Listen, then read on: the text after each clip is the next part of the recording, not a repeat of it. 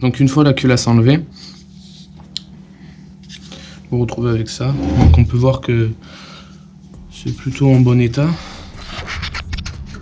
Ensuite, pour enlever le cylindre, il faut dévisser cette vis, la vis derrière, juste ici, et cette vis. Donc une fois la commande de valve enlevée, vous dévissez ce petit boulon à frein. Vous le dévissez, vous enlevez sa rondelle, et ensuite vous tirez la tige comme ceci. Et voilà, et normalement après vous n'avez plus de problème, vous pouvez enlever votre cylindre. Donc le piston est plutôt en bon état, hein. On peut voir, il est plutôt propre, pas de rayures et tout, plutôt bien. Et voici. Donc ensuite, vous poussez l'axe. Et là, la cage à aiguille devrait sortir toute seule. Ensuite, ça, vous le refoutez comme ça. Hop, pas de problème.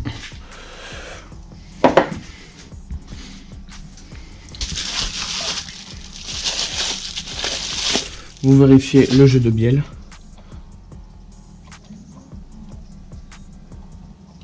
Qu'il n'y ait pas de jeu latéral. Un jeu latéral, c'est normal. Mais un jeu de haut en bas,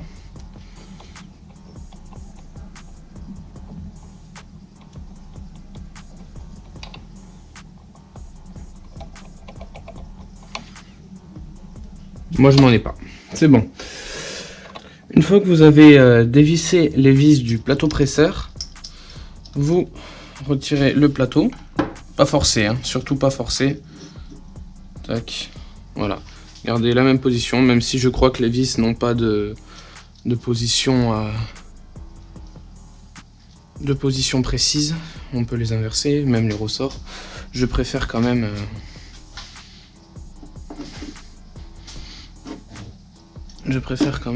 le faire comme c'était déjà monté. Donc là ensuite vous retirez les disques. Tous, bien entendu. N'oubliez aucun. Les remettre, surtout ne pas les mélanger.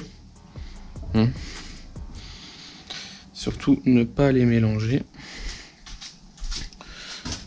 Tac, tac, tac, tac, tac. Donc là vous avez la noix d'embrayage et ici la cloche. Donc une fois que vous avez enlevé aussi ce boulon,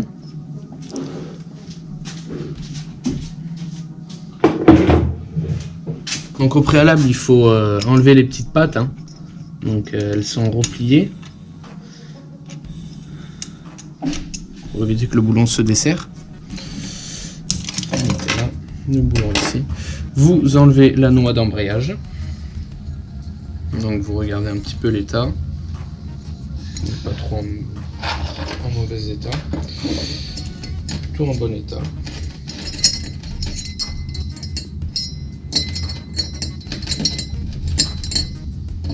Vous remettez à sa place, vous enlevez la cloche doucement afin de rien faire tomber.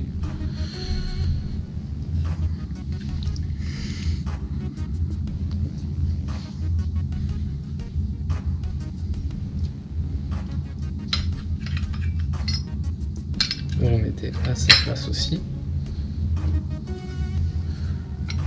Donc la cloche, à l'intérieur, il y a un engrenage. Donc il y a un petit pignon, ce qui permet de faire tourner ici donc le kick aussi. Et ensuite avec ça, donc ça fait tourner ici le vilebrequin, etc. C'est le mécanisme. Donc ici il y a des cages à aiguilles. Il y en a deux, attention. Elles ont une épaisseur. Donc ne vous trompez pas. Hein, surtout, ne vous trompez pas. Donc, comme ça, tac. Vous enlevez tout ça.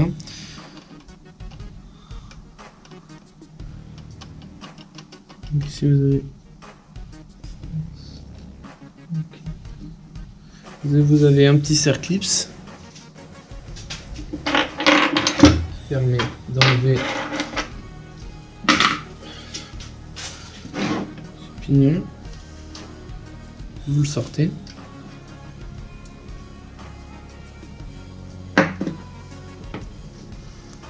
Ensuite, vous avez un deuxième circlips.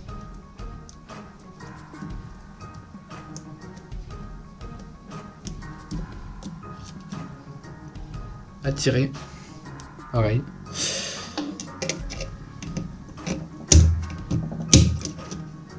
Comme ceci. Hop. Une fois qu'il est relâché.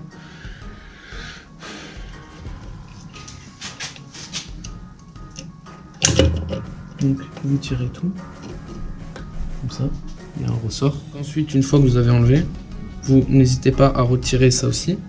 C'est une fourchette de fin. C'est pour le levier de vitesse. Hein. Vous avez ici vous avez le levier de vitesse qui vient se mettre. Une fois l'écrou du vilebrequin enlevé, on enlève ce pignon, il sort tout seul. Vous avez une petite entretoise que vous tirez comme ceci. Voilà. Vous les posez.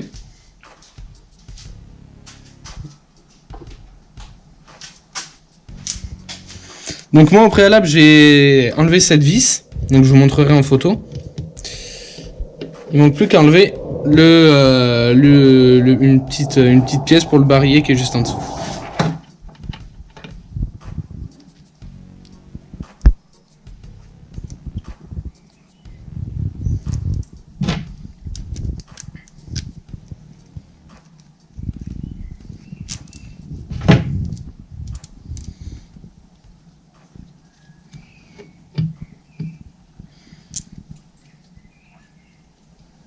Une fois que vous avez enlevé, vous avez une petite rondelle qui vient juste ici. Faites attention parce que ici il y a un petit marquage. C'est pour pouvoir mettre la pièce qui est juste là, que je vous montrerai en photo.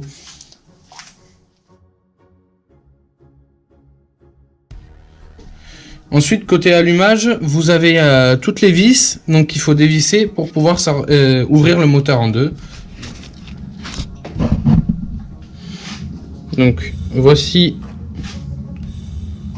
une fois le carter enlevé, donc le moteur séparé en deux, vous vous retrouvez avec le roulement de vilebrequin qui est juste là, qu'il faut changer, celui-ci. Ici vous avez toute la boîte, donc la boîte de vitesse avec le barillet de sélection, les fourchettes, les pignons de boîte, tout ça, vous regardez l'état, si rien n'est abîmé. En principe, moi tout est nickel, hein, vraiment c'est vraiment juste parfait.